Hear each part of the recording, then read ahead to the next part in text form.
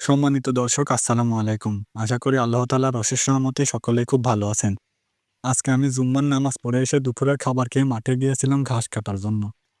বেশ কিছুটা ঘাস কেটে নিয়ে বাড়িতে এসে দেখছি আমার মা বাড়ির পাশে মেহগনি গাছ থেকে কিছু পাতা সংগ্রহ করেছে ছাগলগুলোকে খেতে দেওয়ার জন্য।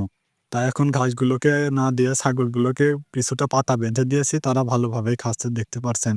আরো কিছুটা পাতা রয়েছে, এই পাতাগুলো খাওয়া হয়ে গেলে তাদেরকে আবার ওইগুলো বেঁধে দেব।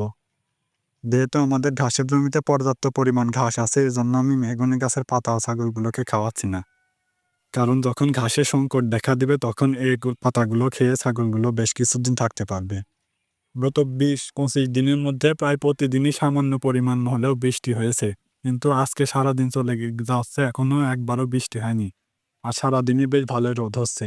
এই কারণে ছাগলগুলো খুবই আরামে আছে এবং আমি খামারের কাজগুলো বেশ শান্তিতে করতে পারছি।